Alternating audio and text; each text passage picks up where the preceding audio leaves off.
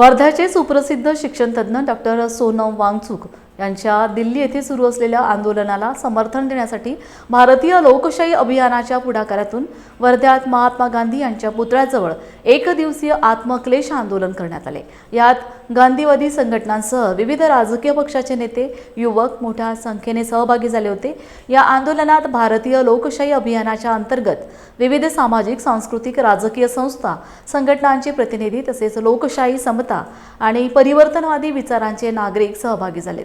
यावेळी अनेक कार्यकर्ते 12 तासांचा स्वेच्छा उपवास करून आंदोलनानंतर जिल्हाधिकारी वर्धा यांच्या मार्फत भारताच्या राष्ट्रपती द्रौपदी मुर्मू यांना निवेदन सादर करण्यात आले। या निवेदनाद्वारे डॉक्टर वांगचुक यांच्या आंदोलनातील मागण्यांकडे केंद्र सरकारने तातडीने लक्ष देऊन त्या पूर्ण कराव्यात अशी मागणी करण्यात आली। 18 दिवस पूर्ण झाले। 19व्या दिवसाची सुरुवात सोनमजींच्या आमरण उपोषणाची सध्या सुरू आहे आणि परिस्थिती अतिशय चिंताजनक आहे, कारण की इतक्या मोठ्या वेळेपर्यंत जर कुठल्याही अन्न पाण्या व्यतिरिक्त जर एखाद्या व्यक्तीला त्या ठिकाणी राहावं लागत असेल तर काही दिवसानंतर सर्वात पहिले किडनीचा प्रॉब्लेम तयार होऊ शकतात आणि किडनीच्या प्रॉब्लेमच्या नंतर मग मल्टी ऑर्गन फेल्युअर हे टप्प्याटप्प्याने होतं। मी थोडं काही व्हिडिओज त्यांचे बघितले, काही रील्स बघितले आणि त्याच्यावरून त्यांची जी एकंदर परिस्थिती त्यांना चालता सुद्धा येत नव्हतं। अशी परिस्थिती असताना मी स्वतः त्यांच्या प्रकृतीची चिंता करताना डॉक्टरांना विचारलं की इतकं जर हे आंदोलन आता वाढत आहे, 19वा दिवस आहे आणि अशा परिस्थितीमध्ये काय काय होऊ शकतं, तर त्यांनी सांगितलं की सर्वात पहिले तर किडनी अफेक्ट झाल्यानंतर मल्टी ऑर्गन फेल्युअर होऊ शकतं आणि नंतर पुढं मागं जीवाचे सुद्धा काही बरं वाईट होऊ शकतं अशी परिस्थिती आहे। आणि इतकं गंभीर प्रकरण होत असताना ज्या व्यक्तीला पद्मश्री अवॉर्ड भेटलेला आहे, आपल्या देशाचं मी खऱ्या अर्थानं दुर्भाग्य समजतो की शिक्षण व्यवस्थेच्या सुधारणेकरता या ठिकाणी उपोषण करत असलेल्या एका पद्मश्री व्यक्तीला 19 दिवस या ठिकाणी उपोषण करावं लागतं आणि 19 दिवस उपोषण करून त्याच्यातली सर्वात निर्लज्जपणाची बाब ही आहे की 19 दिवस उपोषण करून सरकारमधला एकही जबाबदार व्यक्ती या पद्मश्री प्राप्त डॉक्टर वांगचुक यांची भेट सुद्धा घेत नाही। याच्यापेक्षा दुसरी शोकांतिका या देशामधली कुठली असावी हे मला त्यानिमित्तानं कळत नाही।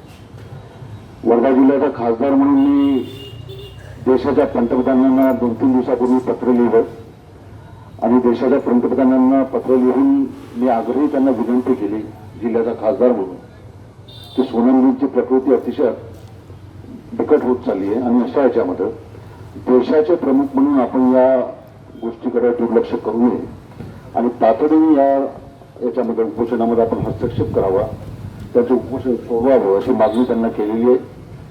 हड़ताल होते रहे हैं और सरकार जिम्मेदारी लेते रही है, लोग उठे भी हैं, उनको उठाया भी गया है, उनकी मांगे भी माने गई। लेकिन आज ये निकम्मी सरकार, ये तानाशाही सरकार को कोई फर्क नहीं पड़ रहा है।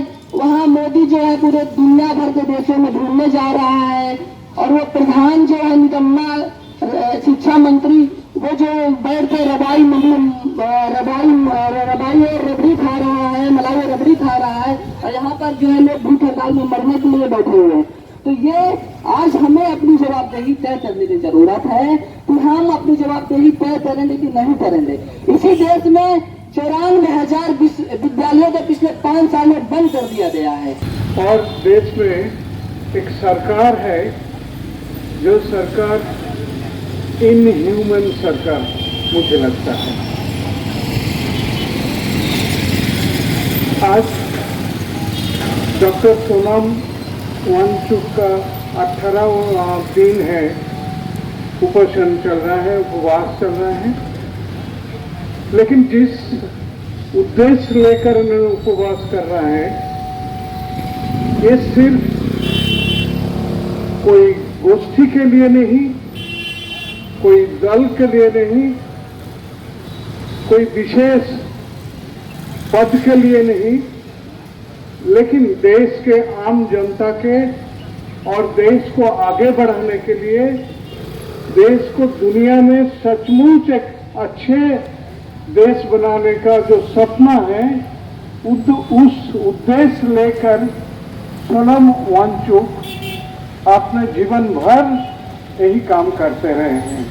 वेगळा विचार करण्याची गरज आहे. म्हणून अशा सर्व वेगळ्या आणि जास्त सखोल विचाराचा समोर दृष्टीमध्ये ठेवून आपल्याला पहिलं पाऊल हे उचलायचं असं त्यांच्या बोलण्यामध्ये येत आहे.